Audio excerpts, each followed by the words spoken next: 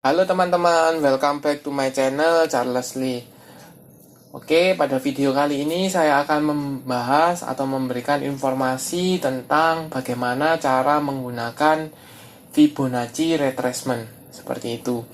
Buat teman-teman yang mau tahu bagaimana cara menggunakan indikator trendline, menggunakan indikator EMA 50, 150 atau exponential moving average, silahkan tonton video-video sebelumnya. Saya sudah memberikan penjelasan cara penggunaan, manfaatnya, terus kemudian cara bacanya seperti itu.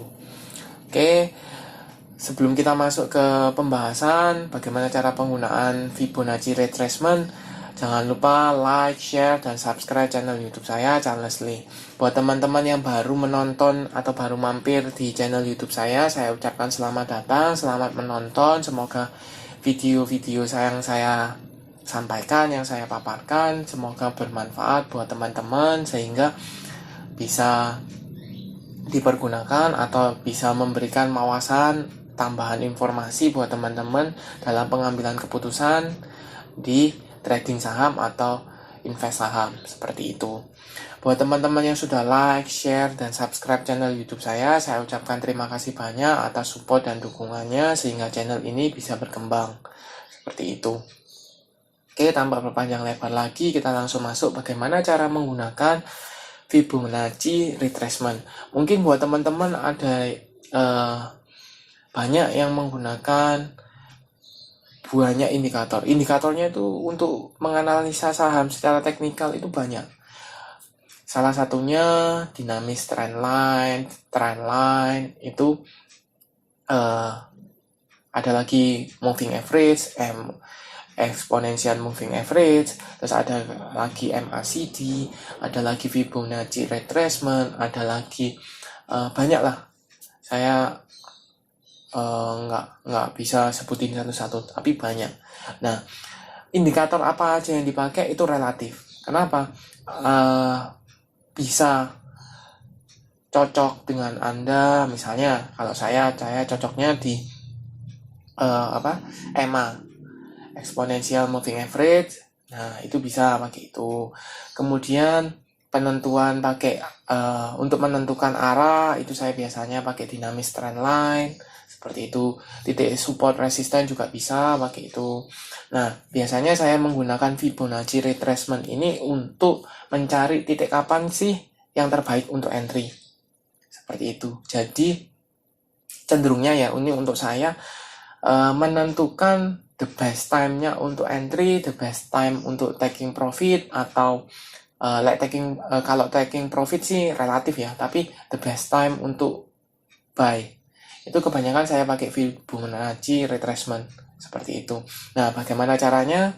Kita coba untuk mempermudah saya pakai sahamnya sama ya dengan analisa sebelumnya, indikator sebelumnya agar bisa menyamakan seperti itu. Kita pakainya CTRA atau Ciputra Development seperti itu. Kita coba retrace untuk Fibonacci. Untuk Fibonacci-nya di sini ya. Fibonacci retracement. Seperti itu. Kita coba pakai. Nah, sama seperti dinamis trendline, yaitu menentukan atau menggambar dari titik terluar masing-masing. Jadi terendah sama tertinggi atau dibalik, tertinggi dengan terendah itu bisa. Jadi kita ambil contoh ya di sini. Ini kan titik terendahnya tanggal 18 Agustus. Kemudian saya tarik garis ke titik tertingginya 1200 ini. Nah, ketemulah titik supportnya di 965 seperti itu. Kemudian saya melakukan hal yang sama tetapi dengan kebalikannya ya. Dari titik tertinggi ke titik terendah. Ditemu garisnya kan ada banyak. Ada yang 100%, 0,786%, 0,786, 0,618, 0,5, 0,382, 0, ini ya. Cuman the best Fibonacci itu the golden, maksudnya garis goldennya itu di 618 seperti itu. Jadi saya pakainya 618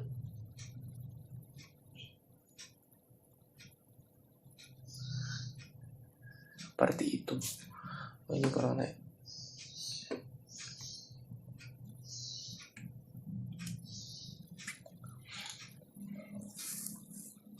Seperti itu. Ini ketemu range-nya. Nih. Nah, base buy-nya di mana? Ini biasanya saya gabungkan dengan indikator yang lain ya. Jadi confirm seperti itu. Itu berarti ini di titik 1055 dan 965. Kalau kita lihat ini berdekatan dengan support ya.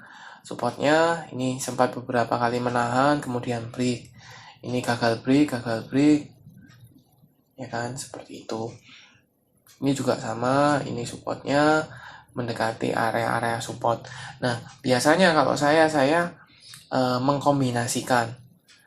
Saya pakai EMA.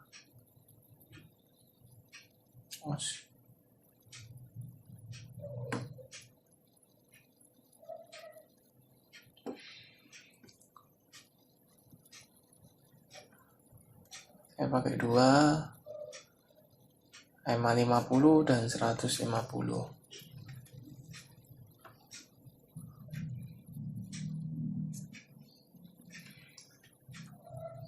Saya bedakan warnanya supaya tidak rancu ya. Oke. Kita bisa lihat ini berdekatan dengan supportnya di EMA 50 maupun ini kemarin di EMA 150-nya atau berdekatan dengan level psikologisnya 1000 seperti itu. Jadi untuk CTRA ini secara Fibonacci, secara EMA juga cukup solid ya, karena ini dua indikator kurang lebih dalam range yang sama, jadi ini bisa dikatakan cukup valid. Itu di supportnya di sekitar, ditambah lagi kalau kita misalnya mau lebih confirm lagi,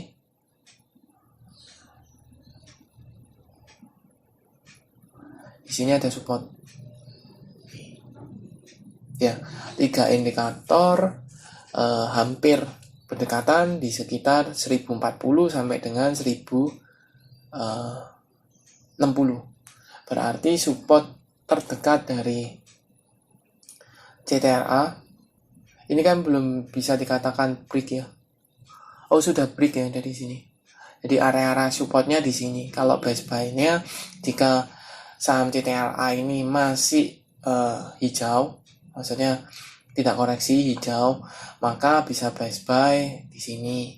Untuk targetnya minimal ke 1100 atau 1000. Jangka panjang, agak panjang itu 1200 itu masih oke. Cuma 1200 ini supportnya, resistennya cukup kuat ya. Karena beberapa kali gagal. Nih. 1, 2, 3, 4, 5. Seperti itu. Jadi cukup kuat untuk 1200 ya. Jadi kesimpulannya adalah Fibonacci ini bisa digunakan dengan menghubungkan titik terendah dengan titik tertinggi untuk menentukan poin-poinnya ya. 618, 0,5, 0,382 seperti itu. Kalau saya pribadi saya pakainya yang 618 atau garis goldennya, golden crossnya itu. Seperti itu. Kemudian kalau untuk EMA silakan tonton dulu video-video sebelumnya, itu saya sudah membahas bagaimana cara penggunaan EMA, trendline, dinamis trendline, seperti itu. Nah, dari 3 indikator ini biasanya saya kalau misalnya contoh kayak CTRA ini kan berarti sudah confirm, maksudnya di daerah tersebut itu ada support yang cukup kuat untuk CTRA. Nah, kita tinggal lihat apakah sentimen tersebut sentimen positif, ada momentumnya, atau adakah tren jangka pendeknya atau jangka panjangnya, seperti itu. Kita jadi membantu, indikator ini membantu dalam pengambilan keputusan, seperti itu. Terima kasih sudah menonton sampai akhir.